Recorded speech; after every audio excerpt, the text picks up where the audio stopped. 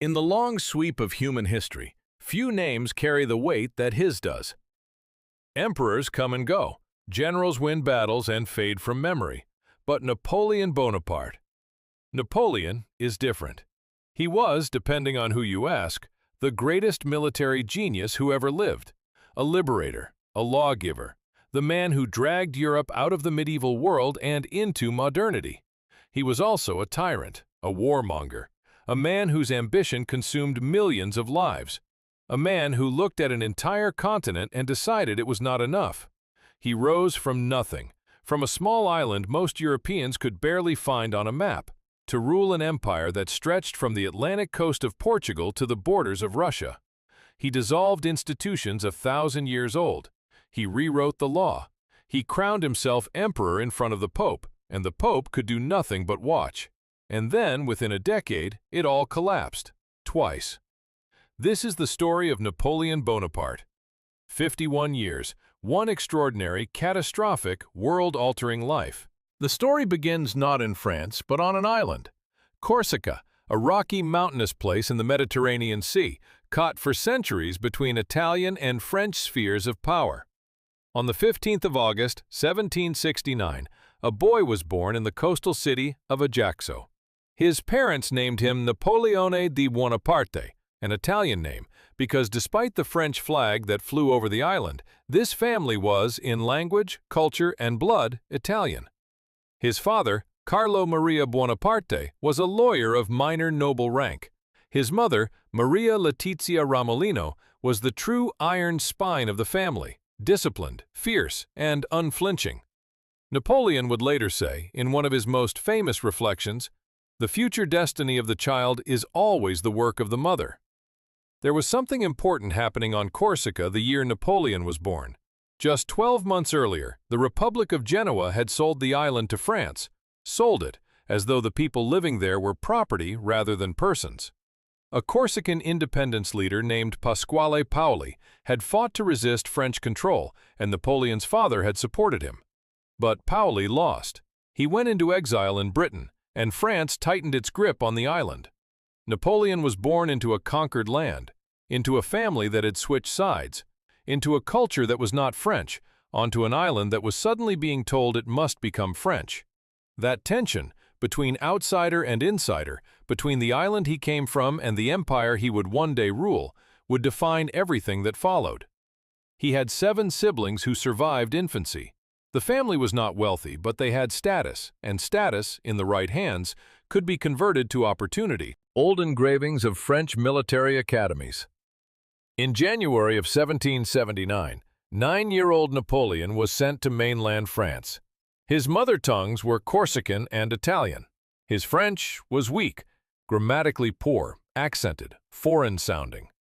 He was enrolled first at a religious school in Autun to improve his French, then transferred to the military academy at Brienne-le-Château, where he would spend 5 years. Those 5 years were not easy. His schoolmates bullied him, mercilessly, relentlessly.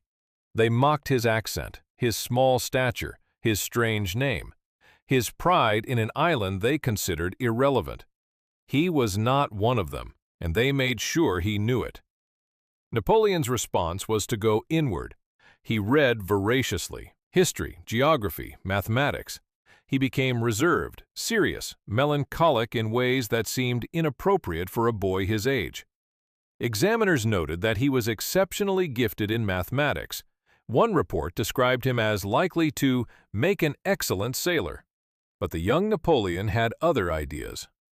There is a famous story, possibly mythologized after his rise to power, that Napoleon led junior students to a crushing victory over senior students in a snowball fight, using real military tactics, flanking maneuvers, concentrated force, coordinated attacks. Whether or not it happened exactly as told, the story captured something true about him. Even as a child, he was studying the art of winning. In 1784, at age 15, Napoleon was admitted to the elite École Militaire in Paris, the finest military academy in France. He trained to become an artillery officer. He excelled at mathematics. He read widely. His father died in February 1785, suddenly and young. With the family income cut, Napoleon had to complete a 2-year course in 1 year.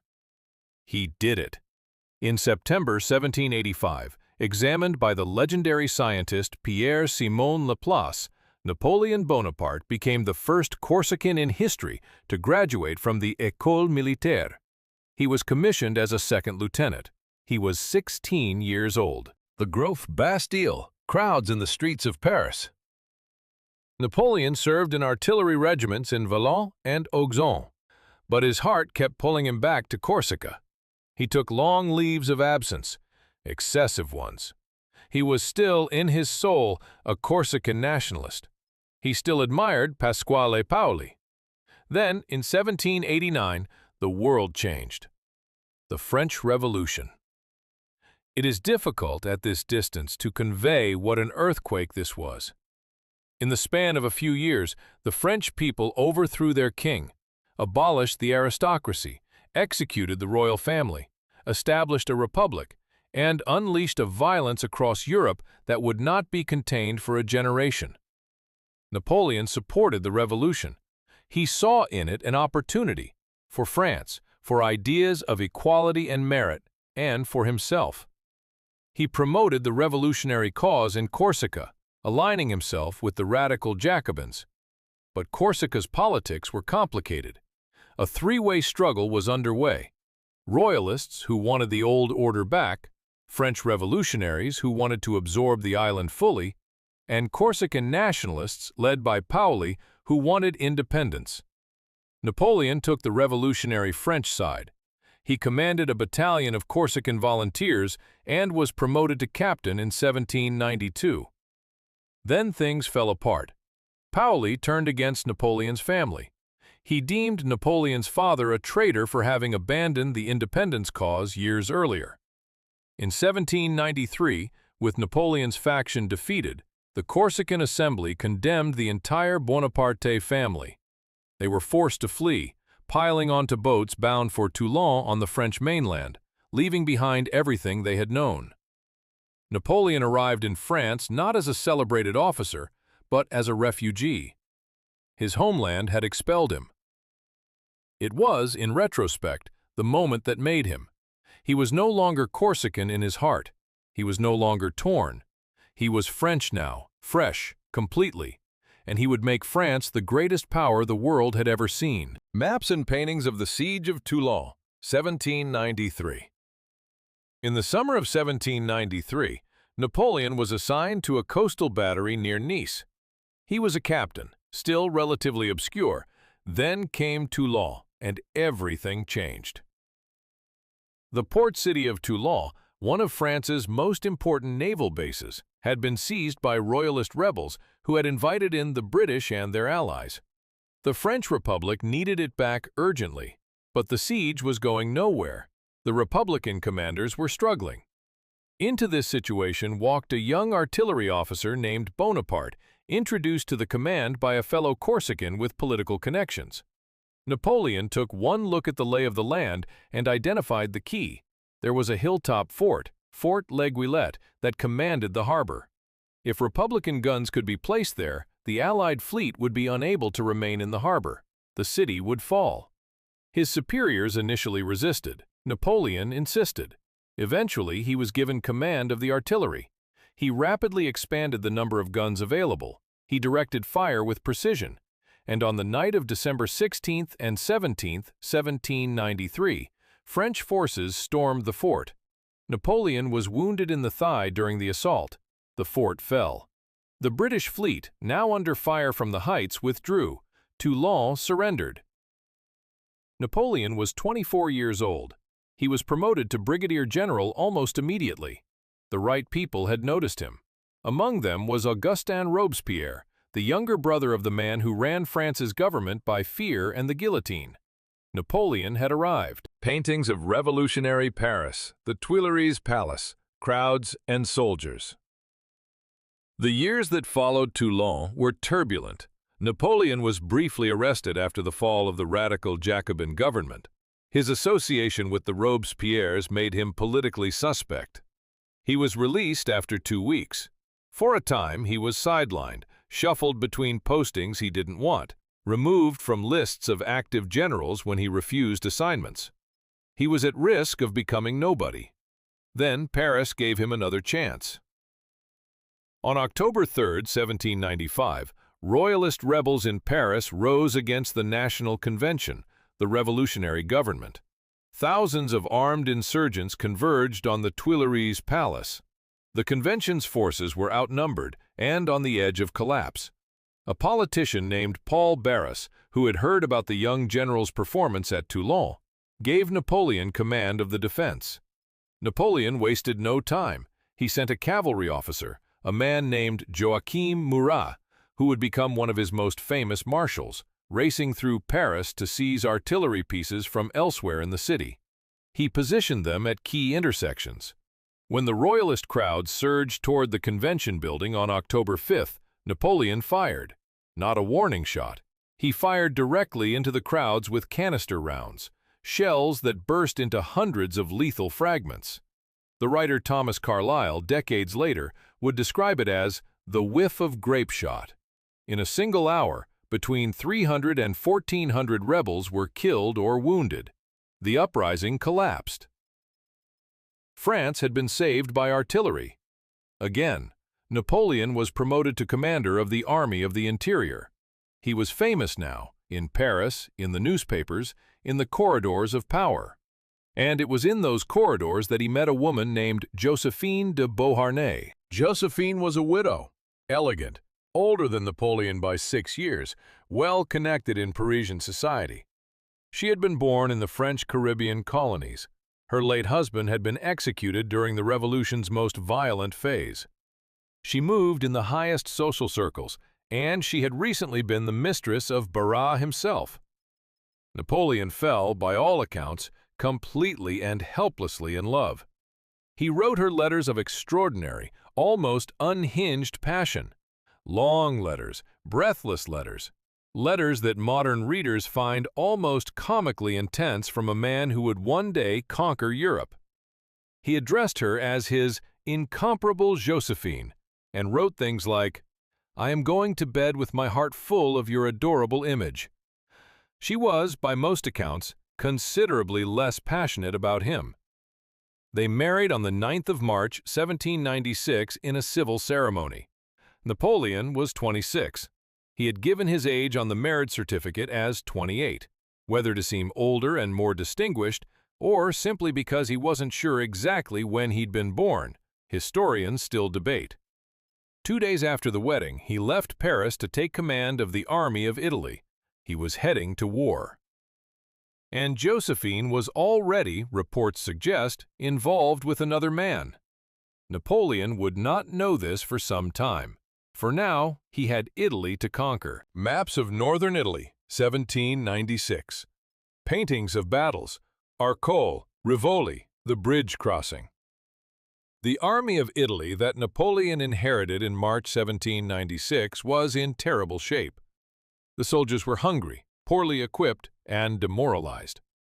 The region they were to operate in, the mountains and plains of northern Italy, was held by Austrian forces and their Piedmontese allies. Napoleon issued a proclamation to his troops that has gone down in history as one of the great speeches of military leadership. He told them they were about to embark on a campaign that would bring them glory and riches. They would descend into the fertile plains of Italy. They would conquer. What followed was one of the most astonishing military campaigns in the history of warfare. In a series of battles now known as the Montenotte Campaign, Napoleon defeated the Piedmontese in 2 weeks, just 2 weeks, and knocked them out of the war entirely. He then turned on the Austrians. He laid siege to the city of Mantua. For months, the Austrians launched relief efforts, one after another, trying to break the siege and save their garrison. Napoleon defeated every single one. The Battle of Castiglione, the Battle of Bassano, the Battle of Arcole, where Napoleon himself, according to legend, seized a flag and led a charge across a bridge under fire. The Battle of Rivoli, where the Austrian army lost nearly half its men dead, wounded, or captured. By early 1797, the Austrian position in Italy had collapsed. Napoleon then marched on Vienna itself. He drove into Austria's heartland, winning battle after battle, pushing deep into territory that no French army had reached in a generation. The Austrians, alarmed, sued for peace when Napoleon was just 100 kilometers from their capital. The results of this campaign were staggering. Napoleon's army captured 150,000 prisoners, 540 cannons, and 170 military standards. The French fought 67 separate engagements and won 18 pitched battles. Napoleon extracted an estimated 45 million French pounds from Italy, 12 million more in precious metals and jewels, over 300 paintings and sculptures, priceless artworks loaded onto wagons and shipped to Paris. He forced Venice to surrender, ending over 1,000 years of Venetian independence. He looted the horses of St. Mark, the famous bronze statues that had stood above Venice's great cathedral for centuries. He was 27 years old. He was also, now, the most powerful man in France, possibly in Europe. Paintings of Egypt, the pyramids, the Nile, French soldiers in desert heat. After his return to Paris as a hero, Napoleon looked around and realized something uncomfortable. The French government, the Directory, was weak, corrupt, and incompetent. He could see that France needed new leadership, but the time wasn't quite right for him to seize it. So instead, he proposed something spectacular: an expedition to Egypt. The logic was strategic, or at least it was presented that way. Britain was France's great enemy. Britain's power rested partly on its trade routes to India. If France controlled Egypt, it could threaten those routes. It might even link up with Tipu Sultan, the ruler of Mysore, who was fighting the British in India. But there was also something else. Napoleon, who had read Alexander the Great obsessively since childhood, wanted to walk in Alexander's footsteps. He wanted to conquer the East. In May 1798, he sailed with an army and, remarkably, with 167 scientists, mathematicians, naturalists, and engineers. Napoleon the General was also Napoleon the Intellectual. He had been elected to the French Academy of Sciences just before departure. The expedition discovered the Rosetta Stone, the key that would eventually unlock the mystery of ancient Egyptian hieroglyphics. The military campaign was more mixed. Napoleon won the famous Battle of the Pyramids in July 1798, defeating Egypt's ruling military caste, the Mamluks. But just days later, the British Admiral Horatio Nelson destroyed the French fleet at the Battle of the Nile, stranding Napoleon and his army in Egypt. The Syrian campaign that followed was brutal. Napoleon's forces captured Gaza, Jaffa, and Haifa. At Jaffa, after capturing prisoners he considered oath-breakers, Napoleon ordered the massacre of between 1,500 and 5,000 men. Men, women, and children in the city were robbed and killed for 3 days. It is one of the darkest episodes in Napoleon's record. He failed to capture the fortress of Acre. Disease, including bubonic plague, devastated his army. He marched them back to Egypt. In August 1799, Napoleon received news that France was in crisis. He made a decision that was both audacious and self-serving. He left his army in Egypt, slipped past the British naval patrols, and sailed for France. He left his men behind. He never looked back. Paintings of the coup, the Council of 500, soldiers with bayonets. When Napoleon arrived back in Paris in October 1799, he expected to be court-martialed for deserting his command. Instead, he was welcomed as a hero. The French public had a short memory for disasters and a long hunger for glory. The Directory, France's 5-man governing committee, was universally despised. France was bankrupt. The army was mutinous. The government was corrupt. The people wanted someone to fix it. Napoleon formed a conspiracy with some of the most powerful men in France: his brother Lucien, who was president of the Legislative Council of 500, the foreign minister Talleyrand, the police minister Fouché, and a senior director named C.S., who provided philosophical cover. On the 9th of November 1799, the 18th of Brumaire in the French Revolutionary calendar, the plot was set in motion. The legislative councils were moved to the palace of Saint Cloud outside Paris, supposedly for security reasons. Napoleon was appointed commander of the Paris garrison. The next day, things got messy. When Napoleon entered the Council of 500 to address the legislators, the deputies erupted in fury. They shouted, "Outlaw him! Outlaw him!" which in revolutionary France was essentially a death sentence. Some deputies physically attacked him. He was dragged from the chamber white-faced and shaking. His brother Lucien saved the day. As president of the council, Lucien rushed outside and told the soldiers guarding the building that the deputies inside were being threatened by assassins. The soldiers believed him. They entered the chamber with fixed bayonets. The deputies fled out the windows. The Directory was dissolved. Napoleon, CS, and Ducos were appointed provisional consuls. The coup had worked. By December, Napoleon was first consul of France. He had all real power. He was 30 years old. Images of the Napoleonic legal code, maps of France, period imagery of government buildings. Napoleon's genius was not only military. As first consul, he demonstrated an administrative intelligence that was, in its own way, as formidable as his battlefield brilliance. France in 1799 was chaotic. The legal system was a patchwork of contradictory regional laws. Over 360 different legal codes existed across the country. The tax system was a mess. Public education was in ruins. The relationship between the state and the Catholic Church had been broken by the Revolution. Napoleon set about fixing everything simultaneously. His greatest domestic achievement was the Napoleonic Code, a comprehensive legal framework that replaced the hodgepodge of feudal law with a single, rational written system. The code enshrined equality before the law, the right to private property, religious toleration, and merit-based advancement. It abolished the remnants of feudalism. It emancipated Jews and other religious minorities who had been excluded from full citizenship for centuries. It abolished the Spanish Inquisition in territories France controlled.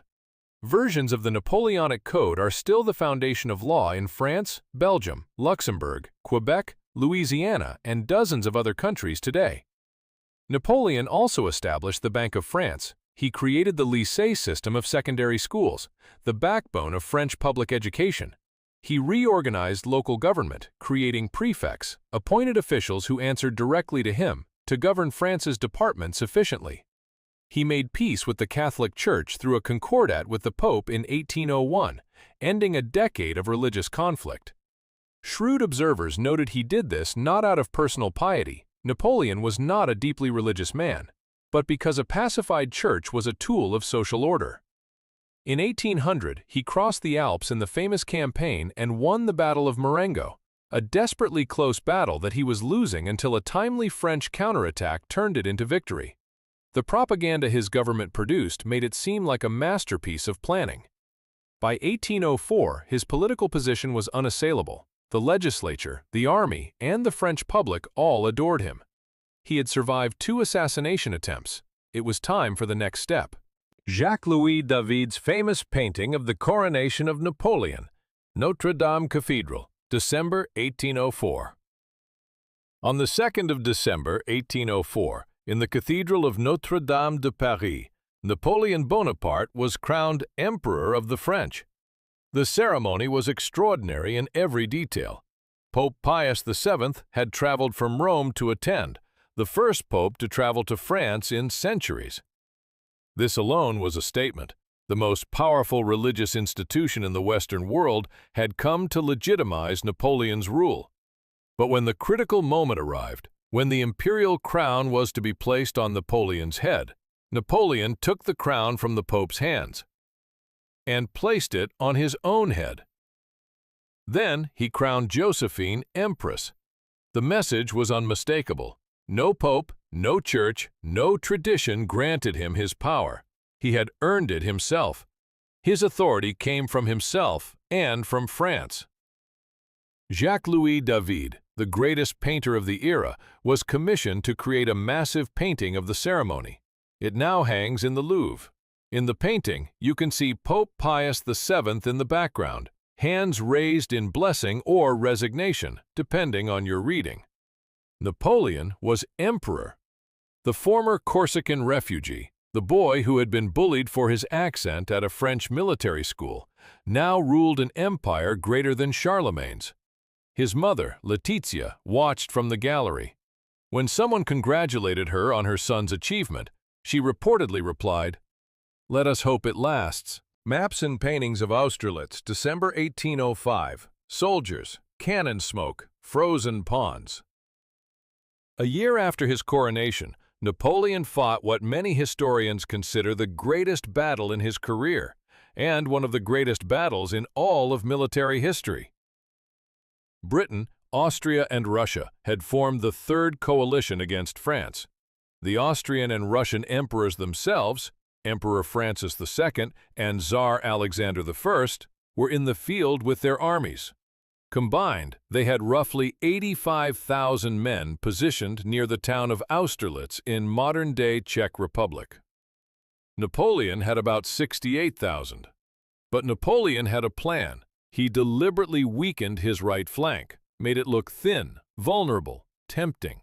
He wanted the Allied commanders to see what appeared to be a weak point and attack it.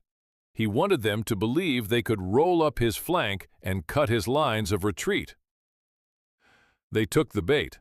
The Allied army shifted its weight to the south, attacking Napoleon's right. In doing so, they weakened their center, the Pratzen Heights, a dominant ridge in the middle of the battlefield. Napoleon had been waiting for exactly this moment. At the critical instant, he sent his best troops straight up the Pratzen Heights and smashed through the Allied center. The battle split the Allied army in two. The southern Allied forces, now cut off, were pushed toward frozen ponds. As they fled across the ice, Napoleon ordered his artillery to fire at the ice directly. The ponds broke. Men and horses plunged into freezing water. The screams could be heard across the battlefield. By evening, the battle was over. The Allies had lost approximately 36,000 men, killed, wounded, or captured. Napoleon had lost perhaps 9,000. The consequences were immediate and seismic. Austria sued for peace, and the Holy Roman Empire, an institution that had existed in various forms since Charlemagne in 800 AD, over 1,000 years of European history, was dissolved within a year. Napoleon had ended, with one battle, an empire a millennium in the making. Map showing the Napoleonic Empire at its greatest extent, 1810 to 1811. Between 1806 and 1812, Napoleon was, by almost any measure, the most powerful person on earth. At Jena Auerstedt in 1806, he destroyed the Prussian army in a single day, an army that had been considered unbeatable since the days of Frederick the Great. Prussia was humiliated. Napoleon marched into Berlin. At Friedland in 1807, he crushed the Russian army. Tsar Alexander I, chastened and impressed, met Napoleon on a raft in the middle of a river, the famous meeting at Tilsit, and the two emperors negotiated a division of Europe between themselves. Napoleon placed his brothers on the thrones of European kingdoms. Joseph Bonaparte became King of Spain. Louis Bonaparte became King of Holland.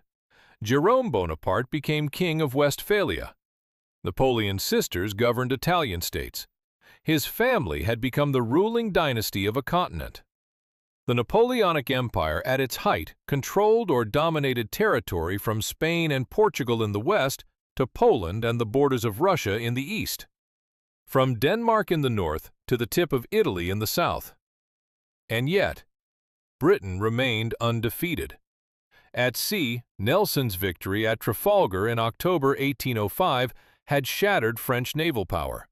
Napoleon could not invade Britain. Instead, he tried to strangle it economically, the Continental System, a blockade designed to prevent British goods from reaching European markets. It did not work as planned. Britain found other markets. Continental Europe suffered from the restrictions more than Britain did, and Napoleon's insistence on enforcing the blockade led him into a catastrophic decision. Goya's dark paintings of the Peninsular War, executions, guerrilla fighters, burning villages.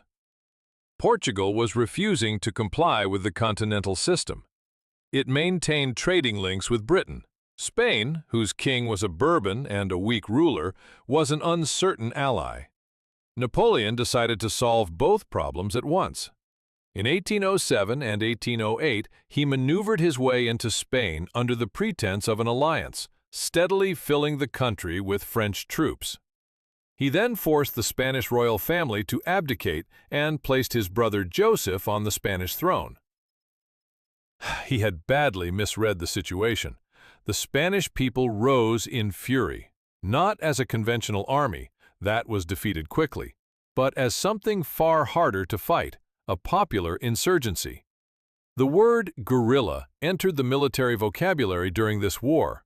Small bands of fighters who ambushed French supply lines, murdered isolated soldiers, and melted back into the countryside. They couldn't be beaten in a set-piece battle because they didn't fight set-piece battles. Britain seized the opportunity and sent an army to Portugal under a general named Arthur Wellesley, the future Duke of Wellington. He steadily pushed French forces back, exploiting the guerrilla war and the terrain. For the next 6 years, Napoleon's forces fought this war in Spain and Portugal, always winning battles, never winning the war. It bled his army of men, money, and morale. Napoleon himself called it "my Spanish ulcer." It was the first sign that the empire was not invincible, that there were limits to what force could accomplish, that a people sufficiently angry and sufficiently motivated would not simply accept occupation because they had been defeated on a battlefield. The Peninsular War cost France an estimated 300,000 men over its duration. It was the beginning of the end, though Napoleon did not yet know it. Portraits of Marie-Louise of Austria, paintings of the imperial family. Napoleon's marriage to Josephine had been troubled for years. He knew of her infidelities in the early years of their marriage. He had affairs of his own. And there was a deeper problem. After 14 years of marriage, they had no children. Napoleon needed an heir. An empire without succession was an empire on borrowed time. In December 1809, he did what no amount of military victory had required of him. He summoned the emotional courage to end his marriage. The divorce of Josephine was, by all accounts, genuinely painful for both of them. She wept. He wept. He was said to have loved her, in his complicated way, until the end of his life. He married Marie-Louise of Austria in April 1810, daughter of the Austrian emperor, a woman from the very dynasty he had spent years humiliating in battle. It was a diplomatic marriage, cementing an alliance and producing, within a year, a son. Napoleon called the boy the King of Rome. He held him with what witnesses described as genuine tenderness. He had his heir. But the marriage to Marie-Louise was also a sign of something else. Napoleon had become, in some ways, what he had once overthrown. He had once been the revolutionary general who destroyed aristocracies. Now he was marrying into the oldest royal dynasty in Europe. He had become a monarch in the oldest sense. Maps of the 1812 Russian campaign. Paintings of the Grande Armée in the snow. Desolate winter landscapes. Russia had been growing increasingly uncomfortable with Napoleon's dominance of Europe. Tsar Alexander I had begun to ignore the continental system, allowing British goods in through various loopholes, damaging French economic interests. Napoleon, accustomed to solving political problems with military force, decided to bring Russia to heel. On the 24th of June, 1812, the Grande Armée, the largest army ever assembled in European history to that point, crossed the Niemen River into Russia. The numbers are almost incomprehensible. Approximately 685,000 men from France, Poland, Italy, Germany, Austria, and a dozen other nations. 500,000 horses, artillery pieces beyond counting. Napoleon expected a decisive battle early in the campaign that would force Alexander to negotiate. He didn't get one.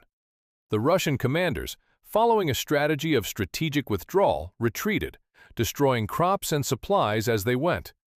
The French advanced and advanced and advanced. into a vast, empty country that refused to fight. Men began dying, not from battles, but from heat, dysentery, contaminated water, and exhaustion. By the time the French reached Smolensk in August, perhaps 100,000 men had already been lost. The Battle of Borodino on September 7th was the bloody confrontation Napoleon had been seeking. In a single day of brutal, grinding combat, in the most costly battle of the Napoleonic Wars, roughly 70,000 men were killed or wounded, perhaps 35,000 on each side. Napoleon held his imperial guard in reserve rather than committing them to finish the battle. Historians still debate whether this caution cost him a decisive victory. The Russian army withdrew but was not destroyed. Napoleon entered Moscow on September 14th. The city was burning. The Russians had set fire to their own capital rather than surrender it intact. Most of the population had fled. Napoleon sat in the Kremlin and waited for Tsar Alexander to send peace envoys. Alexander never sent anyone. Napoleon waited 5 weeks. No surrender came. Winter was approaching. He had no supply lines. His army was slowly consuming itself. On October 19th, he ordered the retreat. What followed is one of history's greatest catastrophes. The Russian winter arrived early and savage. Temperatures dropped to -30 degrees Celsius. The roads became sheets of ice. Horses died by the thousands. Men froze in the night and were found in the morning, rigid, their faces still wearing expressions of surprise. The retreating army was harassed constantly by Cossack cavalry, cutting off stragglers, ambushing supply columns. The crossing of the Berezina River in late November, a desperate, chaotic scramble across improvised bridges under attack from 2 Russian armies, is remembered as one of the most harrowing episodes in military history. Of the approximately 685,000 men who had entered Russia, fewer than 120,000 crossed back out of it in any condition to fight. Over 500,000 men were dead, captured, or missing. Napoleon abandoned his army in December, racing back to Paris by sleigh to manage the political fallout. He had been gone for 6 months. He had lost the greatest army ever assembled. Europe, which had watched Napoleon win battle after battle for 17 years, now saw that he could bleed. Maps of the 1813 German campaign, paintings of Leipzig, the Battle of Nations. The news from Russia electrified Europe. Prussia, which had been occupied and humiliated since 1806, rose in revolt and joined the coalition against Napoleon. Austria, despite being connected to Napoleon by marriage, switched sides. Russia and Prussia were already at war with France. Now Britain, Sweden, and most of the German states joined them. Napoleon responded with a speed that defied belief. He raised a new army, drawing on younger and younger conscripts, veterans of previous campaigns, anyone who could carry a musket. He fought the 1813 campaign in Germany with enormous energy, winning several significant battles. But the coalition was too large. The combined forces aligned against him were overwhelming. In October 1813, near the city of Leipzig, the climactic confrontation occurred. It was called the Battle of Nations, and it earned that name. 4 days of fighting, over 600,000 men engaged, it was the largest battle in European history until the First World War. Napoleon was defeated decisively. The middle of his position collapsed when Saxon troops, Napoleon's allies, switched sides mid-battle and turned their guns on the French. His army retreated across a single bridge over the Elster River. Then someone blew the bridge too early, while tens of thousands of French soldiers were still on the wrong side. They drowned. They surrendered. They were captured en masse. The coalition invaded France. For the first time in 20 years, foreign armies marched on Paris. Napoleon fought brilliantly in the Campaign of France, a series of battles that are still studied for their tactical ingenuity. But he was one man with a depleted army against multiple nations. His marshals were exhausted and demoralized. On April 6, 1814, Napoleon Bonaparte abdicated. He was given the island of Elba in the Mediterranean to rule as a personal domain. He was allowed to keep his imperial title. he was given a pension, he was given a guard of honor, and he was watched. Maps of France in early 1815. Paintings of Napoleon landing in the south of France. He did not stay on Elba. In February 1815, 10 months after his abdication, Napoleon escaped. With approximately 1,000 men and a handful of ships, he sailed for the French mainland and landed near Antibes in the south of France. The restored Bourbon king Louis XVIII sent an army to intercept him. Napoleon walked toward them, reportedly alone and in full uniform, and called out to the soldiers, "If any of you wishes to shoot your emperor, here I am." Not a single shot was fired. The soldiers joined him. As he marched north, the French army and much of the country rallied to him. Wave after wave of soldiers, veterans who remembered the glory days, soldiers who had grown to hate the restored monarchy. Louis XVIII fled Paris. Napoleon entered the capital on March 20, 1815, and resumed power as if he had never left. The Allied powers of Europe, Britain, Prussia, Austria, Russia, immediately declared him an outlaw and renewed the war. They assembled their armies. Napoleon had perhaps 125,000 men. The coalition had millions. He needed to strike before they could combine, needed to destroy the British and Prussian armies in Belgium before the Austrians and Russians arrived. He struck on June 15, 1815. His campaign was brilliantly conceived. He separated the British under Wellington from the Prussians under Blücher. He defeated the Prussians at Ligny on June 16, not decisively enough, but enough to buy time. Then came Waterloo. On June 18, 1815, Napoleon attacked Wellington's position on the ridge of Mont Saint-Jean, south of Brussels, near the village of Waterloo. Wellington held. For hours, the French attacked uphill. The Imperial Guard, Napoleon's finest troops, his elite of the elite, men who had never been defeated, was sent forward in the late afternoon. They were repulsed. At that moment, the Prussians arrived in force on Napoleon's flank. Wellington ordered a general advance. The French army, seeing the Prussians on one side and the British pressing forward on the other, collapsed into a rout. The 100 days were over.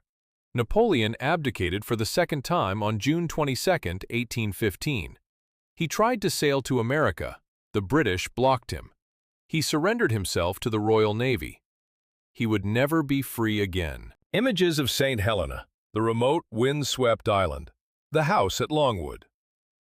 St. Helena is a volcanic island in the South Atlantic Ocean. It is over 1,800 kilometers from the nearest land. The British chose it specifically because escape was considered impossible.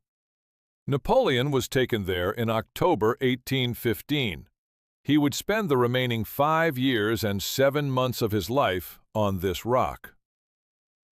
Life at Longwood House. The damp, poorly maintained residence assigned to him was deliberately uncomfortable. The British governor, Sir Hudson Lowe, was strict to the point of pettiness. Napoleon's movements were restricted. He was required to be seen by a British officer at regular intervals to confirm he was still there. He dictated his memoirs. He complained bitterly about his treatment. He cultivated a legend, presenting himself to the world as a victim of British tyranny, a martyr for the cause of liberal Europe. This self-mythologizing, conducted from a remote island, was extraordinarily effective. He grew steadily more ill. His health declined. The precise cause of death remains disputed. Stomach cancer is the most accepted diagnosis, though theories about arsenic poisoning have been raised for decades. On May 5, 1821, Napoleon Bonaparte died. He was 51 years old. His last recorded words are disputed. Some accounts have him saying, "France, Army, Josephine." Others report simply, "Head, Army." He was buried on St. Helena. In 1840, 19 years after his death, his remains were returned to France with great ceremony. He was buried at Les Invalides in Paris, where he rests today, in a vast tomb of red porphyry stone, surrounded by the names of his greatest victories. Images of legal documents, courtrooms, maps of countries using Napoleonic law today. Of everything Napoleon built, one thing has outlasted all the others. Not the empire, that is gone. Not the dynasty, that ended with his son. Not the military victories, France lost most of the territories they secured. The Napoleonic Code survives. When Napoleon's forces occupied territories across Europe, they brought the code with them. Countries that had lived under feudal law, under the arbitrary rule of aristocrats, suddenly had written, rational, predictable law. Equality before the law, regardless of birth. The right to private property, freedom of religion, merit over ancestry. These were revolutionary ideas in 1804. They were liberating ideas. And even when Napoleon was defeated and the empires he dismantled were partially restored, the people who had experienced the code did not want to go back to what came before. In France, the code remains the foundation of law. In Belgium, Luxembourg, the Netherlands, and Quebec. In Louisiana, the only American state with a Napoleonic legal tradition. In parts of Germany, Italy, Spain, and across Latin America, where Spanish and Portuguese colonial law was influenced by the code. Napoleon once said, "My true glory is not to have won 40 battles. Waterloo will erase the memory of so many victories. But what nothing will erase, what will live forever, is my civil code." He was right. Haitian Revolution, the slave trade, maps of territories lost, paintings of rebellion. History requires us to hold two things at once. Napoleon was a progressive force in some respects, and he was a reactionary, destructive one in others. He silenced the free press. Newspapers in France operated under strict censorship. Napoleon monitored what could be published and had critics imprisoned or exiled. He abolished the directly elected legislature. The representative institutions of the revolution were hollowed out and replaced with bodies that rubber-stamped his decisions. He reintroduced hereditary monarchy and nobility, the very things the revolution had destroyed. He created a new aristocracy from his generals and allies. He reduced the legal rights of women and children. The Napoleonic Code, for all its progressive elements, codified the subordination of women to their husbands in ways that actually rolled back some of the gains women had made during the revolutionary period. And most damning of all, in 1802, Napoleon reinstated slavery in France's Caribbean colonies. The French Revolution had, in 1794, abolished slavery throughout the French Empire, one of the most radical acts of any government in history to that point. Napoleon undid it. In Haiti, then called Saint-Domingue, enslaved people had risen in a revolution led by Toussaint Louverture and fought for their freedom. Napoleon sent an army of tens of thousands to reimpose slavery. The army was eventually defeated by a combination of Haitian resistance and yellow fever. Haiti became the first black republic in history, born in blood and fire and the struggle against Napoleon's forces. Napoleon also looted conquered territories on an extraordinary scale. Hundreds of artworks, precious metals, antiquities stripped from Italy, Egypt, Spain, and elsewhere and shipped to Paris. Many of these works remain in the Louvre today, their status as war plunder still debated. The wars themselves killed millions. Scholars estimate between 3.5 million and 6 million people died in the Napoleonic Wars, soldiers, civilians, people killed by famine and disease in war zones. These are not footnotes. They are the shadow that falls across the monument. Images of Napoleon in modern culture, films, statues, books, the Louvre, the Code. Final wide shots of Paris. More than 200 years after his death, Napoleon Bonaparte remains one of the most written about, argued about, filmed, and studied figures in all of human history. Why? Partly because his story is so extreme, so compressed. A man who came from nothing, reached heights no one had reached in centuries, lost everything, came back, and lost everything again, all in the span of a single human lifetime. Partly because he is genuinely ambiguous. Not a simple villain, not a simple hero. A man who carried genuine progressive ideals and genuine destructive ones simultaneously. Partly because Napoleonic tactics are still taught at every military academy in the world. His innovations in the use of artillery, in corps-level organization, in speed of maneuver, these shaped how armies fought for the entire 19th century and beyond. And partly because he changed Europe permanently. The world he helped destroy, of absolute monarchies, feudal law, and rigid aristocratic hierarchies, did not fully come back after he was gone. The ideas he spread, even at the point of a bayonet, equality before the law, merit over birth, nationalism, self-determination, did not disappear when his empire fell. If anything, they accelerated. Napoleon was once asked what he considered his greatest achievement. He didn't name Austerlitz. He didn't name the Italian campaign. He named the code. He shaped the modern world, in law, in warfare, in the very idea of what a state can and should be. You can dislike him intensely and still acknowledge what he built. You can admire what he built and still reckon honestly with what he destroyed.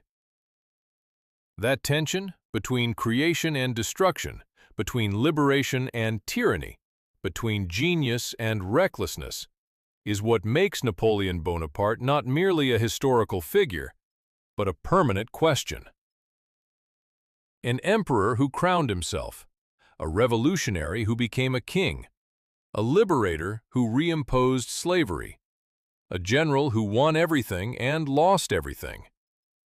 He was, in the end, exactly what his age made him, a force of nature, brilliant, relentless, excessive, tragic.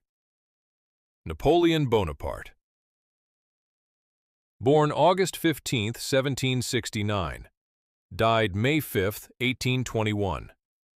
And he has not stopped mattering since. Les Invalides, the great red porphyry sarcophagus, the names of battles carved in the floor around it. If this documentary has left you with questions, that is appropriate. Napoleon was a question history has never fully answered. Thank you for watching. If you want to go deeper, the reading list is in the description below. Subscribe for more long-form historical documentaries, and we'll see you next time.